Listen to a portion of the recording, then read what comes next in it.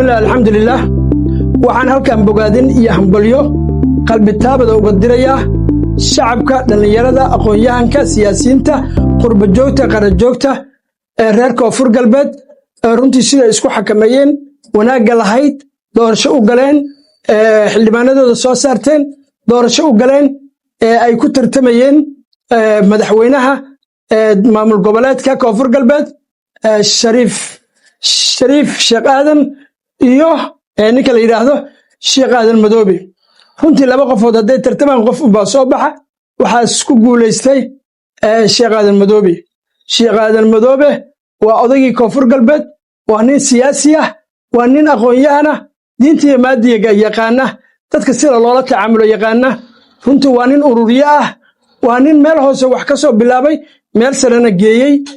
runtii waa garanaysaan aare gudoomiye ku-xigeenkii buu ahaa maantana waa gudoomiyihii baarlamaanka wuxuu gadaal ugu noqday khaladaadka ka jira maamulka koonfur galbeed inuu saxo runtii waxaan ka sugaynaa inuu khaladaadkaas saxo shacabka dhallinyarada haweenka waxgaradka qurba joogta iyo ganacsatada iyo qaran joogta ee koonfur galbeed iyo dhammaan dadka soomaaliyeed waxaan ka codsanahayaa in sheekh aadan madoobe la garab istaago lala shaqeeyo shuruud la'aan waayo kursigan nin baa ku guulaysa laha ilaahay baana u qoray waa sheekh aadan madoobe waxaan rabaa koonfur galbeed inaad garbaha ka istaagtaan oo runtii aad la shaqaysaan oo amnigiina suwataan oo horumar ka shaqaysaan oo nabadgelyadiina subtaan taas ayaa dantiinna iyo diintiinna iyo dalkiinna ku jirtaan waa inaan mar walba runtii maamulka hadduu qaldamo waxaa la rabaa in laga xishoodo waxyaalaha aan habboonayn in meediyaha la mariyo bahda meediyana waxaan leeyahay wax wanaagsan oo ummadda soomaaliyeed iyo ummadda koonfur galbeedba isdhexgelinaya iswaafajinaya isjeclaysiinaya horumar samaynaya u soo gudbiya haddaba madaxweynaha la doortay sheekh aadan madoobe saaxiibkay walaalkay aan suldaanka u ah waxaan ku leeyahay oon kugula dardaarmayaa oon kuula shaqaynayaa oon kuu garab istaaganahay walaalka cabdicasiis lafta garayn runtii meel fiican buu soo gaarsiiyey ceeb kalena ma lahayno xukun jacayla yimid xukun jacaylna dadka afrikaanka waa wax ku beeran runtii gooray ka tanasulayaan ma garanhayo runtii ninkaas inaan la suurad xumayn madaxtooyadaas quruxda badan isagaa dhisay wadooyinka magaalada baydhabo isagaa dhisay garoonka quruxda badan isagaa dhisay runtii waa in taariikhda buugga lagu qoraa waa inaan wax laga sheegin waa in ammaantiisa iyo sharaftiisa la dhowraa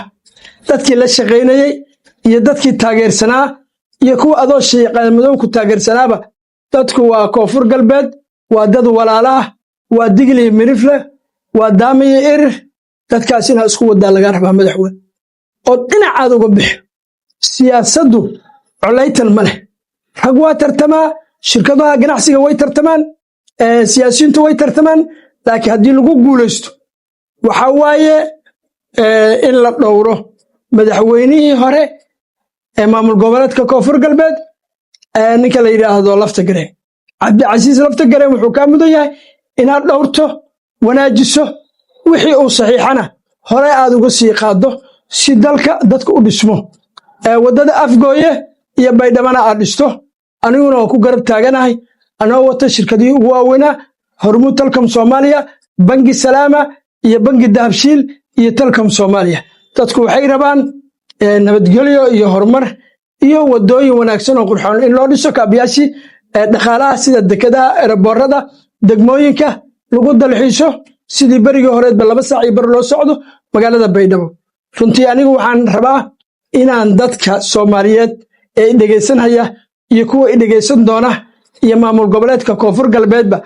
waxaan idinka codsanayaa waxa aniga xaq u leeyahay oo ah madaxweyne ku-xigeenka koonfur galbeed oo aniga aan xaq u leeyahay oo tuulada u dambayso gobolka baay degmada burakabo waa deegaanka cigalahooley oday soomaaliya oo soo shaqeeyo ahaa suldaankii wuxuu ahaa digil iyo mirifle wuxuu ahaa siidbaankii koonfurta soomaaliya wuxuu ahaa suldaan soomaaliya aniga intii baan ahay waddankana waxaa loo baahan yahay nin la yaqaan meeshuu ka yimid ninka dhalayna la yaqaano wuxuu qabanayana la yaqaana isagana u yaqaan in xol loo dhibto intaa waxaa uga gaabsanayay buuqa iyo khaylada iyo waxyaalahaas iyo inaan ilaaliyo sumcaddeeda maanta waa maalinteedii ninkii wuxuu yidhi war hadalkan ma yahay hadalkaad dhiileed haa war goobtaad ku dhiileed ma yahay haa ninkaa ku dhiileed ma jooga haa ku dheh wey horta goobtaan ku dhiilahay waa la joogaa waa gobolka banaadir oo madaxweynihii koonfur galbeed la doortay Sheekh Aadan Madoobe aan ku soo dhaweynayo magaalada Muqdisho asagoo ah madaxweynaha koonfur galbeed runtii ninka aan ku dhahayana waa asaga oo aqoon fiican ii leh aniga runtii iyo waxaan qabanayo dadka aan ku leeyahana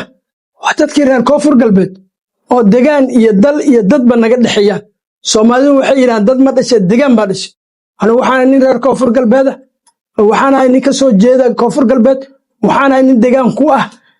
runtii maanta waxa meesha ay joogto meel ka qurux badan baan ka gaari doonaa xilka ku xigeenka madaxweynaha koonfur galbeed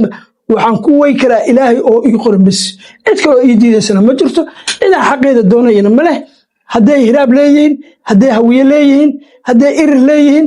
suuliyadaas anaa iskale ilaahay siiyey cid ugu qabsan kartana ma leh ninkiina wuxuu yidhi nin raga maanta asagaaba hor imaanin doqonna anaa iska dhicinaya maanta ninka maanta yaqaanana wuu yaqaanaa oo waxaan ahaa yaqaanaa koonfur galbeed waxaan ka yaqaanaa asagaan ii imaanin ninkii doqona anaa tartiib wax ugu sheegaya isla hel wada hel iyo koonfur galbeed oo cagaaran oo guulaysato oo nabadgelya iswadata ayaan ilaahay ka rajaynayaa warkayga intaasaan ku soo gabagabaynayaa wasalaamu calaykum waraxmatullaahi wabarakatuh